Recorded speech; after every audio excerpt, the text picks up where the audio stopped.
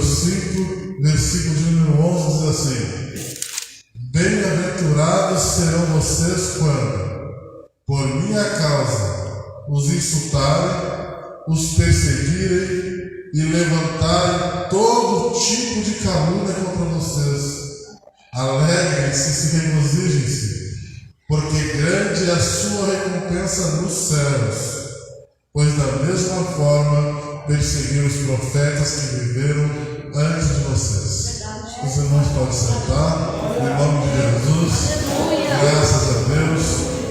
Eu tenho me entristecido algumas vezes, ficado apreensivo com a atitude de alguns irmãos, também com a atitude de algumas irmãs, porque chega um momento de adversidade, porque nós conhecemos a Deus, conhecemos a verdade, sabemos que é a vontade de Deus e nós procuramos ser o melhor possível. E nós queremos que as pessoas lá fora aceitem isso. Nós queremos que as pessoas lá fora comecem a nos admirar por causa da forma que nós andamos, porque somos mais honestos, porque abençoamos as pessoas, porque trabalhamos. E a verdade bíblica é que não é assim. A verdade bíblica é que as pessoas vão nos odiar exatamente porque nós somos assim. Algumas pessoas de má índole, de caráter duvidoso, não vão aceitar a nossa forma de viver e vão começar a nos insultar assim. Vão começar a nos caluniar, vão começar a inventar mentiras. Nem sempre elas vão dizer que estamos atacando porque nós somos cristãos. Esse ataque vem do maligno, que usa essas pessoas para nos atacar o tempo inteiro. Então nós precisamos, para começar essa palavra, ter noção de que nós vamos sim ser odiados, vamos sim ser perseguidos, se não por pessoas, pelo diabo, por seus demônios, porque o tempo inteiro ele tem preparado terras inférteis para Deus, para fertilizar a semente maligna dele e atingir um crente, e tentar entristecer o crente, e tentar acabar com a fé do crente. Por isso, quando chegar um momento desses de adversidade, ao invés de ficar triste e de perder a fé, meu conselho é que nós fiquemos mais crentes. Durante esta semana, nós passamos, e Deus muda essas adversidades, estamos na mensagem. Durante essa semana, nós passamos por um momento bem difícil. Se levantaram, caluniaram, mentiram, e meu filho foi quem sofreu a maior injustiça de todas. E aquilo no momento dá aquela raiva, porque a gente é humano, né? Mas a gente sabe como deve agir, então não age com a raiva, age com o conhecimento que Deus nos deu, né? E aí eu fiquei preocupado em que eu ia conversar com ele. Aí eu chamei para conversar e disse: meu filho, quem está sendo provado não são eles. Quem está sendo provado é a gente. O ímpio não está sendo provado por Deus. Quem Deus aprova somos nós que somos filhos de Deus. Quem Deus prova o tempo inteiro somos nós. O ímpio vai ser uma ferramenta usada pelo maligno para nos atingir, para nos fazer pecar e nos desviar da verdade de Deus. Mas quando nós resolvemos fazer a vontade de Deus, mesmo que sejamos injustiçados e caluniados, Deus se agrada disso. Mas como é que eu vou dizer que Deus se agrada da justiça do filho dele? Está escrito na palavra também. 1 Pedro, capítulo de número 2, versículo de número 19. Santo é o nome do Senhor. A lógica de Deus eu acho incrível.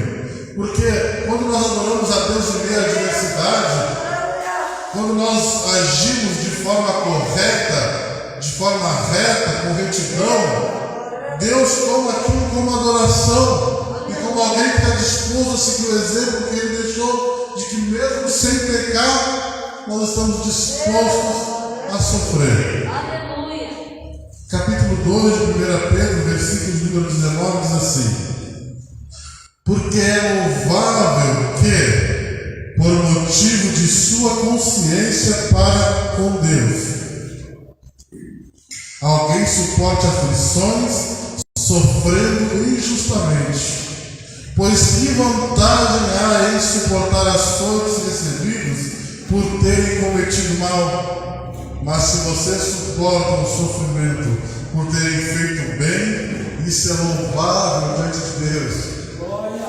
Para isso vocês foram chamados, pois também Cristo sofreu no lugar de vocês, deixando exemplo para que sigam os seus passos. Hoje em dia nós estamos tão rodeados de informação, sobre leis e direitos, e nós começamos a nos sentir no direito de cobrar esses direitos, seja de que forma for. Se nós vamos em algum lugar e a pessoa não nos atende bem, ou o serviço não é bem feito, eu estou falando nós, mas é muitas pessoas, mas é para a igreja essa palavra.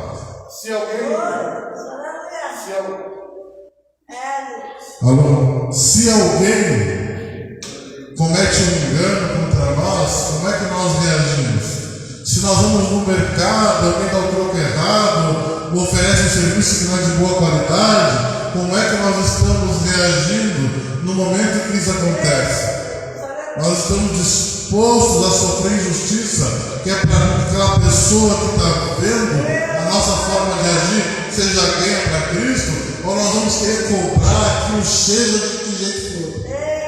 Porque eu já fiquei sabendo, eu já vi pessoas cristãs fazendo fiasco, barraco por muito pouco. Porque se ela tivesse sofrido a injustiça e tivesse tratado bem aquela pessoa talvez não estivesse difamando a igreja e um dia poderia ser ganha, porque muitas almas lá fora estão se perdendo não só porque elas não creram, mas porque um cristão que não estava disposto a perder por causa da consciência que tem para com Deus, não estava disposto a sofrer injustiça para ganhar aquela alma.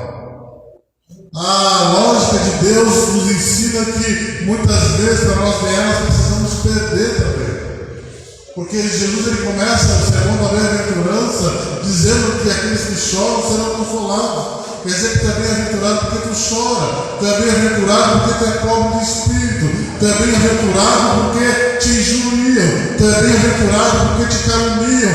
Então, não é porque isso aconteceu, mas é porque nós agimos como servos de Deus, é porque nós agimos de forma diferente. Não estou falando que nós não podemos cobrar algo que seja nosso, mas a forma que nós vamos reagir a cada situação, que eu quero, que é meu, tem que ser levantar a voz e muitas vezes xingar e ofender pessoas que às vezes cometeram engano, mas não tem uma índole tão ruim assim.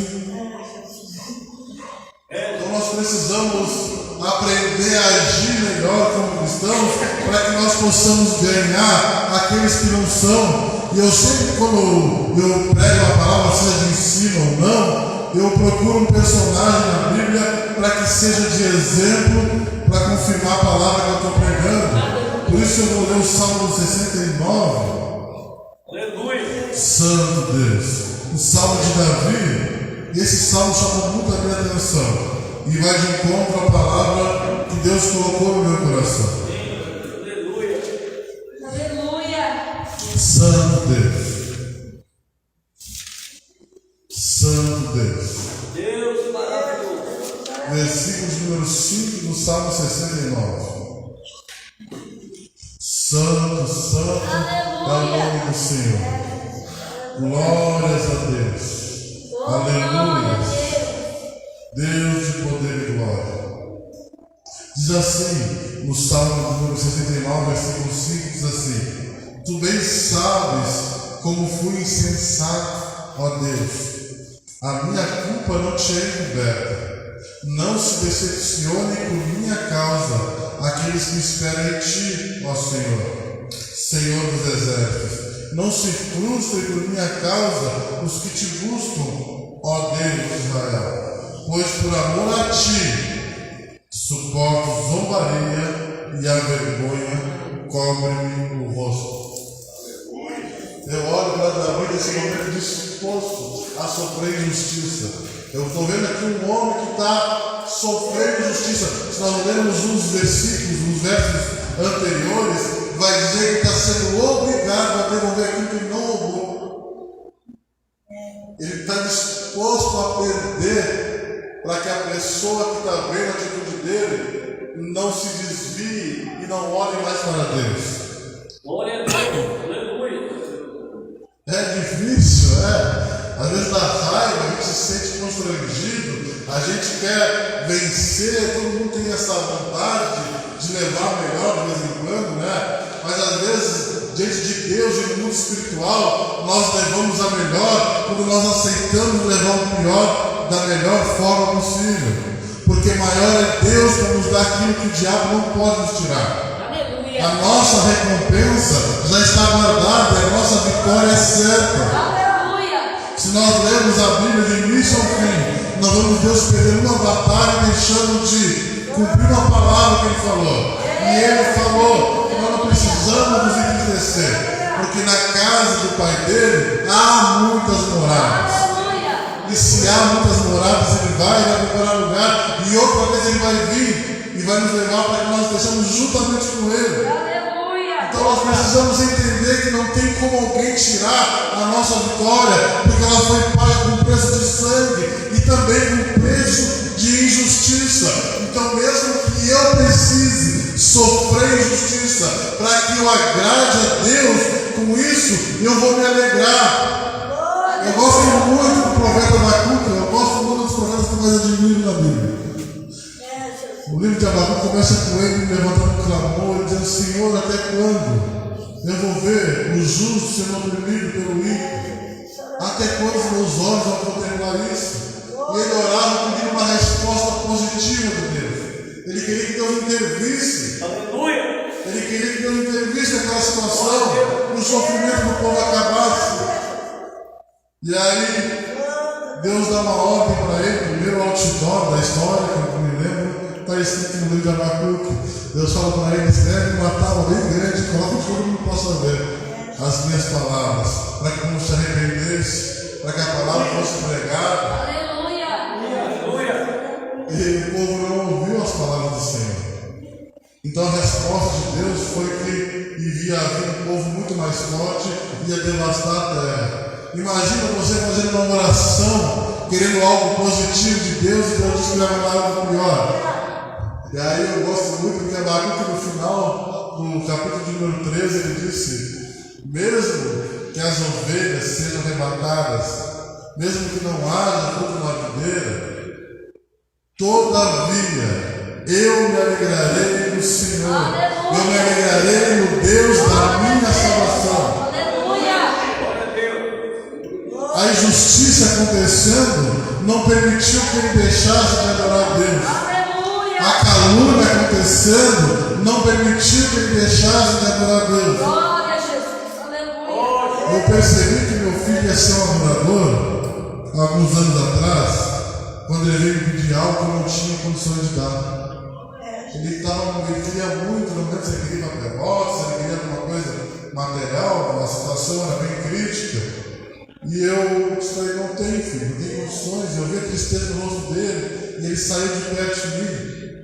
E aí eu fui para ir no quarto dele para consolar ele. E quando eu parei na porta, eu comecei a ouvir um playback tocar. E daqui a pouco ele começou a louvar: mesmo na tribulação, posso não ver tuas mãos, mas sei que posso confiar. Em Deus eu posso descansar. Aleluia. Um dos dias mais felizes da minha vida. Aleluia. Não é um momento bom, não é um momento de alegria, mas ele se decepcionou e foi adorar a Deus. Aleluia. Nós estamos nos decepcionando com as coisas que acontecem e estamos pecando contra Deus, murmurando, não aceitando essa situação, ao invés de aproveitar essa oportunidade para adorar a Deus com mais intensidade. A adoração não se mede no momento de alegria, no momento de maresia. A adoração se mede no momento de sofrimento, quando mesmo sofrendo, você está disposto a adorar a Deus. Você pode adorar para que o milagre, orar para que o milagre aconteça, mas o que vai fazer quando o milagre não acontecer? Quando Davi foi condenado pelo pecado dele,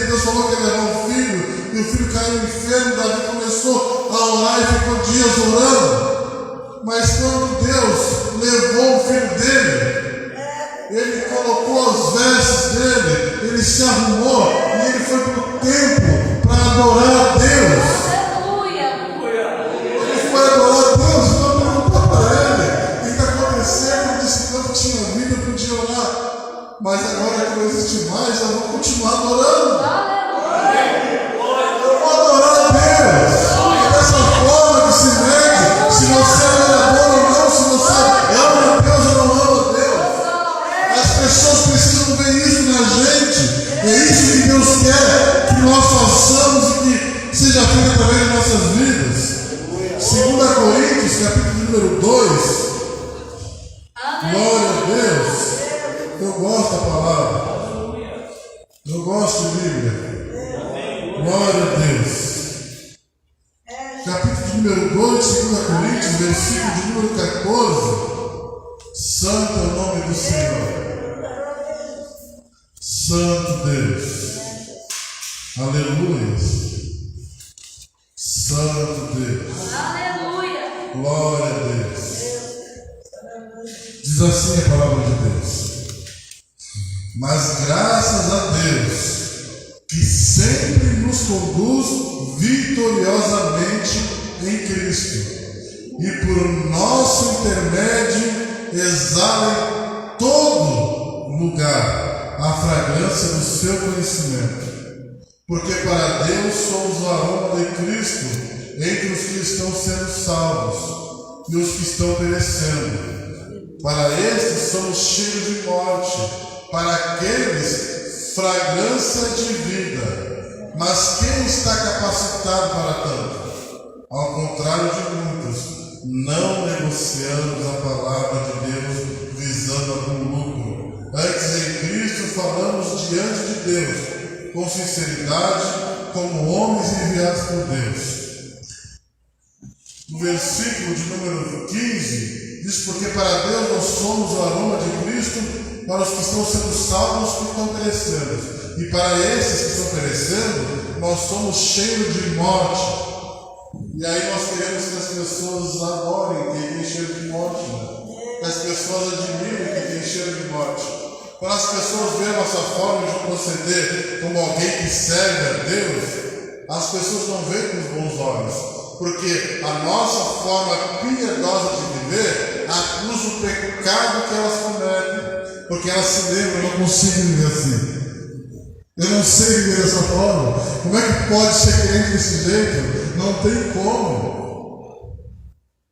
E a palavra diz mais que nós somos guiados, conduzidos vitoriosamente em Cristo, por intermédio dele, em todo lugar, a fragrância do seu conhecimento. Mas graças a Deus que sempre nos conduz vitoriosamente em Cristo, e por nosso intermédio exala em todo lugar a fragrância do seu conhecimento. Aleluia. Nós achamos que o conhecimento que nós temos de Deus, ele foi feito para que nós venhamos a pregar no púlpito e a falar com sabedoria de Deus. Mas a verdade é que o conhecimento que nós temos de Deus, ele nos ensina a viver de acordo com a vontade de Deus. E aí por onde você passa, vai deixando aquele aroma de alguém falando: olha só, gente boa, é honesto, olha, é um santo homem de Deus. Ele já passava de um lado para o outro, e as pessoas que viram ele diziam: olha, tem visto que este homem é um santo homem de Deus. Será que era só de passar de um lado para o outro? Será que era só de caminhar na frente das pessoas? Acredito eu que não era só de caminhar na frente das pessoas, mas era pela forma que ele procedia, a forma que ele tratava as pessoas. Aleluia. Aí as pessoas enxergavam o santo homem de Deus. E isso é um adjetivo que eu tenho muito cuidado. Chamar alguém de santo homem de Deus, ou até mesmo receber esse elogio, para mim é forte ser conhecido como santo homem de Deus. Porque quando alguém te conhece como santo homem de Deus, ele está falando: olha, eu estou vendo a palavra nele, eu estou vendo a palavra nela, eu estou vendo se cumprir algo que eu não conheço, e eu quero conhecer também. Tem uma frase que eu uso muito, e essa frase diz que nós somos a Bíblia que o mundo lê. Nós somos a Bíblia que o mundo lê, porque o mundo lá fora está nem aí para a Bíblia, mas eles estão nos observando o tempo inteiro. Aleluia. Aleluia. A forma com que você trata o seu vizinho, a tia do mercado, o atendente da farmácia, dizem muito de você e muito da tua fé. Se você anda como cristão, as pessoas vão ver que realmente você é um cristão. E as pessoas vão acompanhar o teu testemunho, o teu crescimento, a tua mudança, a tua transformação, e elas vão ver realmente essa palavra fala a verdade, essa palavra transforma mesmo, e vão começar a querer viver coisas de Deus. Aleluia, aleluia. Será que existe um perfume mais gostoso que esse? Eu gosto de perfume, mas eu quero ser conhecido por essa fragrância. De eu passar e por onde eu passar, aqueles que não estão dispostos a aceitar o que é bom, que eles me persigam, que eles me caluniem. Mas aqueles que estiverem procurando algo de bom, eles possam falar, olha, tem características de Deus nele.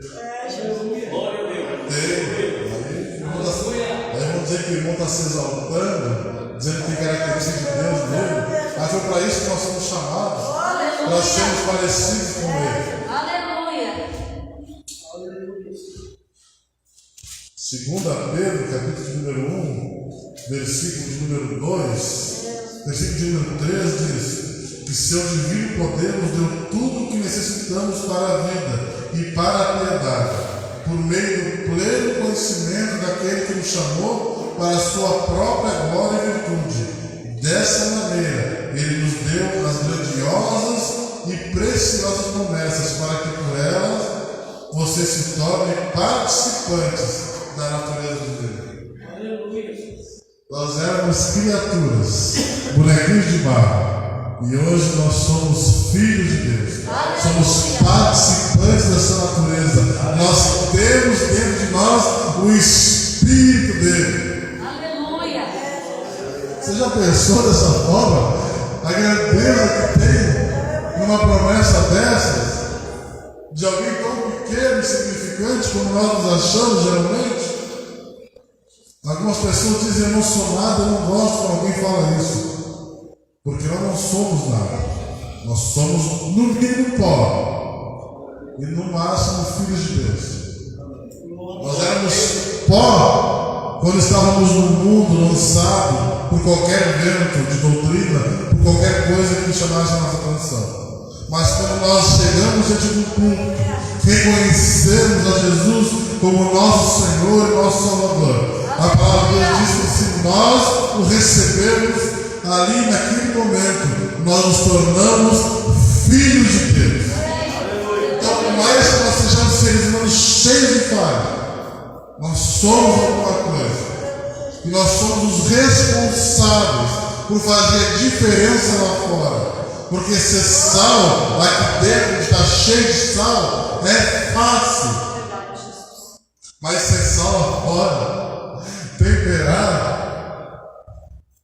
né? Manter o sabor, conservar, aí é diferente. Nesse momento chega o desafio, irmãos amados. Nós temos sal lá fora. Aleluia. Deus nos chamou para chamar a atenção, sim. Algumas pessoas vão começar a jogar pedra no dia desses. Mas Deus nos chamou para chamar a atenção. Porque Ele diz que vós sois a luz do mundo.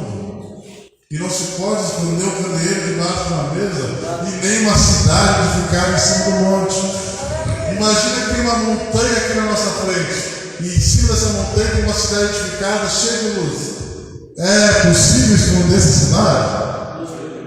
Dessa forma não pode se esconder o povo de Deus também. Nós temos que aparecer mesmo. As pessoas têm que nos conhecer como cristãos, como crentes em Cristo Jesus. As pessoas têm que saber que existe algo de diferente e algo de grande na vida deles. É quando a gente perguntar o que tem de grande na tua vida, nós vamos dizer, Deus. Tem Deus na nossa vida, Ele nos faz grandes sim. Ele nos faz responsáveis e embaixadores do reino dele. Nós precisamos entender que sim, Deus nos chamou para grandes coisas. Um dia, um pastor que fez um apelo para mim a aceitar Jesus dentro do presídio.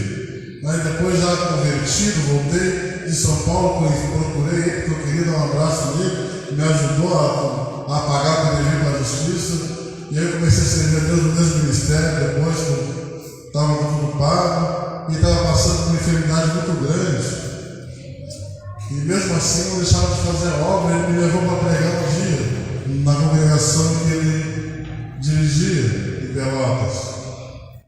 E ele sentia tanta dor que ele não conseguia ficar no culto, ele ficou no carro, no lugar reto, plano, porque sentia muita dor. E naquele dia Deus resolveu usar o vaso e avivar a igreja de uma forma que todos foram cheios, choravam, gritavam. Não sabia mais que movimento fazer no meio da igreja, então alguém gritava aquele culto. E no final do culto ele foi entrando, ele viu o que estava acontecendo. E eu olhei para ele e falei, tá achando que é pouco que Deus fez através da tua vida? Porque ele estava frustrado, porque ele achou que tinha ganhado muitas poucas almas para Jesus.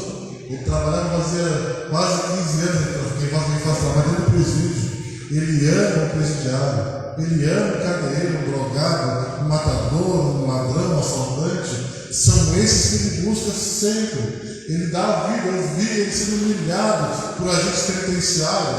Eu vi ele sendo. Só faltou sair surrado de lá. O velho parecia que 72 anos na época, parecia que ia morrer na minha frente, tremia. E ele não desistiu daquela obra. E aí eu olhei para ele e falei, tu acha que foi pouco? Se o senhor ganhou uma meia dúzia que nem eu, que gosta de pregar a palavra e faz isso que está acontecendo aqui, ó, o que tudo Deus está fazendo, eu vou dizer para o senhor que quando o senhor chegar diante de Deus, se o senhor conseguiu salvar 4 almas para Jesus, foi muito mais que isso, salvou muita alma para Cristo, mas se o senhor conseguiu salvar alma, 4 almas para Cristo, cada 4 dessas salvaram mais 5, e cada 5 salvou mais 5. Quando chegar diante de Deus, vai ter uma fila inumerável atrás de ti de almas que tu salvou por intermédio daquelas que tu salvou, porque ovelha gera ovelha, discípulo gera discípulo. Então, querendo ou não, nós vamos viver grandes coisas. Se você ganhou uma alma para Cristo, você ganhou o mundo inteiro. Santo é o nome do Senhor. Nós não precisamos entrar nessa estratégia de sermos inferiores. Não, nós somos melhores que os outros, mas nós somos grande coisa sim. Nós somos filhos de Deus, herdeiros do reino. E eu digo mais, aqui dentro tem reis e rainhas, senhores e senhoras, porque Deus ele é Senhor de senhores, e Ele é Rei de reis. A promessa de Deus não é qualquer coisa, é nós que não estamos dispostos a entender a magnitude daquilo que Deus tem para nossas vidas. Será que você pode sair daqui alegre hoje? Disposto a ser melhor lá fora? Disposto a cobrar de forma mais justa aquilo que é teu direito? Ou até mesmo abrir mão de alguma coisa para que as pessoas não vejam você dar mau testemunho? Um dia desse eu fiquei triste. É quase engraçado, mas um irmão em Cristo me ligou. Estava incomodado com o vizinho. E ele disse para mim que, olha, irmão, eu não sei o que eu vou fazer, acho que vou chamar os guris para conversar com ele. O irmão em Cristo queria chamar os traficantes para cuidar do vizinho. Eu digo, meu irmão, nossa escola é parecida, também veio do crime, né? Se converteu, acho que o conhecimento não é o mesmo. Tem que viver de acordo com aquilo que tu conhece, de acordo com aquilo que tu aprendeu. Ele não procurou mais depois do conselho, mas eu dou glórias a Deus porque nada de ruim aconteceu e eu acredito que ele tenha seguido o conselho. Nós devemos sim ter certeza que a vitória é nossa em nome de Jesus. Mas a vitória é nossa porque nós vamos nos humilhar. A palavra de Deus diz que aqueles que se humilham serão exaltados. Não está falando somente de colocar o joelho no chão e se humilhar diante de Deus. É se humilhar diante dos homens, sim. É se humilhar diante das pessoas que estão te vendo. É aquelas vezes que você está disposto a perder, para não perder o bom testemunho que Deus tem te dado diante de todos. Vamos nos alegrar com isso? Vamos nos colocar de pé então? E vamos levar essa palavra para casa? Não se esquece, você vai sim se humilhar. Você vai sim perder muitas vezes, se alegrar com a tua perda. Mas não esquece que fazendo isso você é vitorioso. Não esquece que fazendo isso você é vitoriosa. Não esquece que você é mais do que vitorioso. Em nome